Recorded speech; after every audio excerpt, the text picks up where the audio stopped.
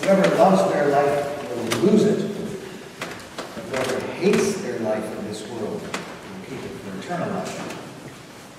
I have an extreme statement from Jesus, and in some of my preparation for this sermon, I did a little Googling to see what other online theologians said about it, and the first thing they all said was, that doesn't mean you have to hate your life.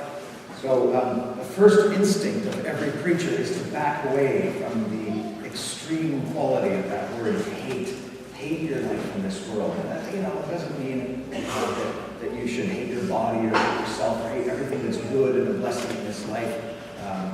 And I noted that, and I say, well, it's interesting to me that that's the first thing that comes to mind in the commentators, and indeed in my own heart, because I don't want to stand up here and tell you all that we have to be ascetics, like St. Benedict, who was having feelings in his body that he didn't like, and so he threw himself into a thorn bush and scratched himself up to bits just to mortify his flesh, to make sure that he wasn't too attached to his physical body. And I'm not going to stand here and tell you that that's the high watermark of Christian piety.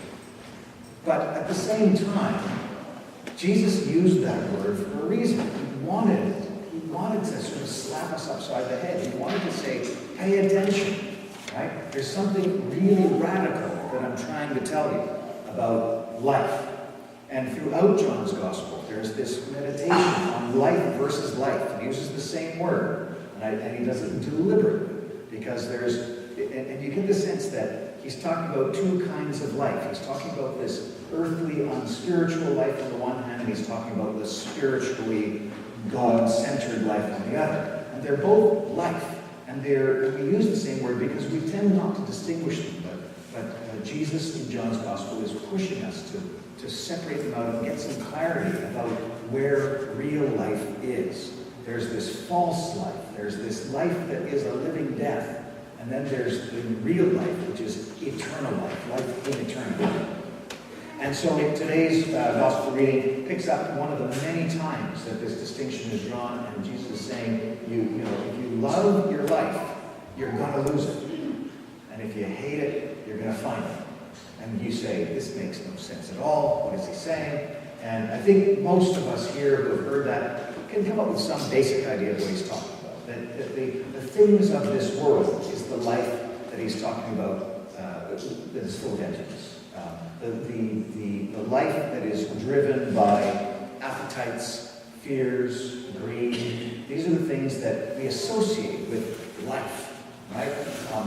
A little hobby horse right now is this notion of freedom, which gets so much traction in our culture. Liberty, freedom. And in our culture, when we say the word freedom, what we mean is license. It means I'm allowed. You can't tell me what to do. Whereas in the gospel, the kind of freedom is the freedom of the soul. It's the freedom from the powers of oppression and violence and destruction. And that's a different kind of freedom. And you only find that freedom, paradoxically, in service. So that it's when you give your life away that you find true freedom. And on the surface, it looks like submission. But really, it's a submission that leads to freedom of the soul. You can be who you were meant to be, and that's the kind of freedom that matters. And it's that paradoxical inversion that the Gospels are going on and on and on and on. And just like in today's reading. So, the other point, I have just a few things to share with you this morning, and the other thing that I want to nail down is in the context of the gospel, Jesus' reflection on losing his life and gaining it, essentially the crucifixion and resurrection. He's looking forward to the crucifixion and resurrection. He's talking about being my followers and follow me, and where I am, they will be, and so forth. And the followers follow me on this journey of death to life. I mean, when the Son of Man is lifted up, the whole world will be drawn to himself, and so forth. And he's looking ahead to the death and resurrection. But he does that in response to a question. And it doesn't seem to make sense at first, because the question is, some Greeks are looking for you. And then he starts going on about death and resurrection. And, when you read it at first, you go, he didn't answer the question. Some Greeks are looking for you. I mean, normally you would say, well, thank you, I'm right here. Bring them, let's get to know each other. right? But no, he starts talking about death and resurrection. And again, that's not accidental. That wasn't a mistake. There's the point, of course, is that this is the point in John's Gospel, where you have the transition from the teachings to the crucifixion, to the journey to Jerusalem, to the cross. And the thing that triggers the transition to the journey to the cross is the arrival of the Greeks who are looking for Jesus. As if to say that when the ministry is to be broadened beyond Israel, then the fundamental message that's going to reach out to all the world beyond the boundaries of Israel is the message of the crucifixion and resurrection. So when the Greeks are looking, that's when Jesus says, I have to die. As if to say that the reason Jesus came, the reason God gave us Jesus, was to spread to the whole world this message, symbol, sacrament, image of the cross. That's the heart of what God is doing in Jesus Christ. And the mechanism that God does that is through the church. I have a very, very high view of the church. I think us motley collection of individuals is this holy, gifted, and commissioned group of people that has the job of spreading to the world and incarnating in our being what Jesus came to do, which was to transform the world. In Jeremiah this morning, you have this desire for a law that's not written on paper, but written on the heart. So that you don't get told what to do, and you go, oh, okay, I guess I'll do that. But it's something that comes from this transformation from the inside. As if to say that transformation from the inside, that law written on the hearts, is this conversion where you've abandoned the false life for the true one. And this is all related to the crucifixion and resurrection of Jesus. Crucifixion and resurrection is the message that we have to die to the wrong life in order to find the right life. So the word that I love, and I'm told by some people that it's been overused and I shouldn't use it, but I'm going to use it anyway, is discipleship. That's the most important word for me as far as the life of the church. That's the reason the church exists. And the church is a complex institution, and there are lots of things going on in the church, and there are lots of reasons why we're involved in the church. We have friends here, we meet people with common interests here, we work together to make the town a little bit of a better place here, we come here to pray, we come here to feel something of God's presence, and all of that stuff is all wrapped up together. But in the end, the church is not about any one of those things. All of those things are about this transition, this conversion from self-centeredness to love, this dying to the wrong self and rising to the right self. So if I were to measure the success of this church, the metric is one of discipleship. How many disciples do we have, and how serious is their discipleship? That's the question that we have for whether our church is doing that. It's not, in the end, the number of people in the pews and the number of dollars on the plate. Those are a means to an end. If we had the best band in the world, and the place was totally bursting at the seams because the band was so awesome, that's not the church being successful. That's a great show, right? The question is, are people being transformed? And of course I want the band to be good, but the purpose is so that it becomes part of the transformation into discipleship that we're here to do. So that the music is not about the music, it's about us opening our hearts to God's presence, who continues to transform us both individually and collectively. And music is a way for us to open up into the mystery and reality of God. And if it's not doing that, it's not doing its job. And similarly with fundraising campaigns, the church is not successful measured by how much money it has or the magnificence of its buildings. But the money and the buildings are here to support and give energy to the ministry of transformation. That's what it's about. That's us doing our job. If we're going to do our job, we need to put ourselves into it. We need to put our money, our time, our efforts, ourselves, our gifts, all of it, into this purpose, this journey of transformation. And we need to be on the journey. We need to be dying to the false self and rising to the new self. And that's different for each of us, but the broad outlines are the same. The false self, the life that we love, that is the way of death, are the short-term gifts. For my sins, I'm a fan of stand-up comedians, and one of them said, we tell our kids not to do drugs, which is crazy because they're only the perfect solution to everything. And when you're a teenager, that actually makes sense. I'm feeling bad because my friends don't like me. Well, I take a little weed and I feel great, right?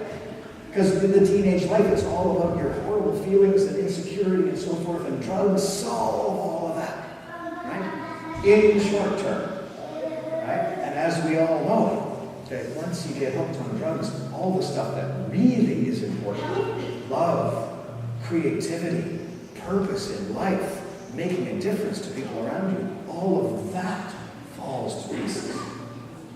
So that the real life, the stuff that matters about life, life in eternity, the eternal properties and qualities of life, that's what gets sacrificed for the short term feeling good, right?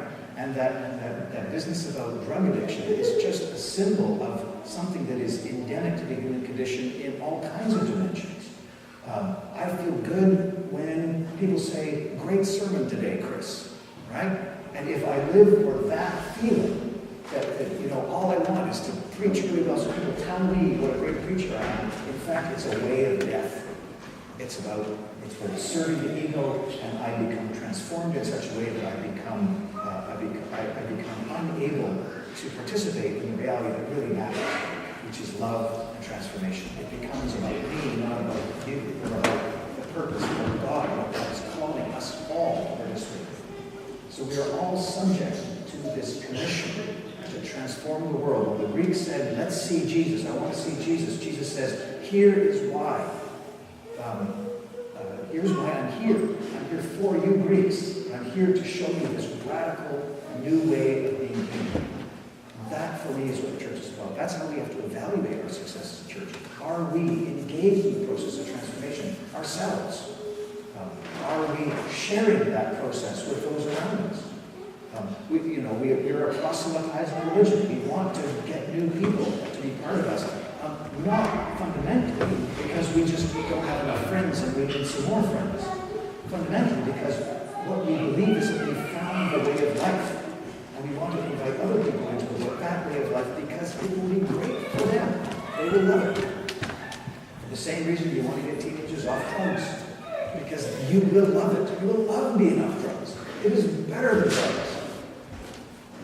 And that's the story of the transformation. That's if you love your life, you're going to lose it. If you live for the wrong things, the short terms, the quick fixes, the appetites, the fear and greed and all that stuff that makes us twitchy and reactive, if you live for that, you're going to lose the stuff that really matters. And in the end, you're going to go to your grave and no one's going to mourn your passing because you lived for yourself. Right? And if you abandon all that, and if you live for what God is calling you to be, which is a creature of love, then you will find blessings more than you can ask or imagine. You can be part of something bigger than yourself. And when you die, people will mourn your passing because they are a part of you and you are a part of them. That's the difference. That's life and life. And so don't choose this life. Choose this life. It's a life that looks on the surface like death because you're giving up the stuff that you're giving up living for the short-term blessings and pleasures and so forth. But in the long run, you get to have all that too, because you can enjoy the pleasures of life, but you're not attached to them. You don't live for them. You live for love, compassion, others, justice, peace, God's purpose. That whole new way of being, which is utterly transformative, both for us as individuals and us as a community. If you haven't heard this already, I'm sorry. It's one of my favorite little parables. It's about the fellow who is having a near-death experience, and he gets to see St. Peter, and St. Peter says, "Well, while you're up here, I'll show you around." And he's got door number 1 and door number 2. Door number 1 is hell. Let's see that first. And so it's a great big banquet. It's a beautiful banquet, and everyone's sitting around all glumly because their hands are attached to these long spoons so they can't reach their own mouths. So they're sitting in front of this banquet, and they can't eat a very thing of it, and they're all sitting very glumly, and that's hell. And they go to heaven and pull the door open, and it's the same thing. The banquet, spoons on the hands, but they're all feeding each other, and they're having a great time. Living for others, and you get benefit and blessing and blessing and blessing. Right? Living for yourself, it all falls to pieces. And it's particularly relevant for community. The more we give to each other, the better it's not a zero-sum game. When we give to each other, the total multiplies. That, of course, is the new life. That's why Jesus came. That's why God gave us Jesus, to give us the key to what God created us for. In the name of the Father, the Son, and the Holy Spirit. Amen.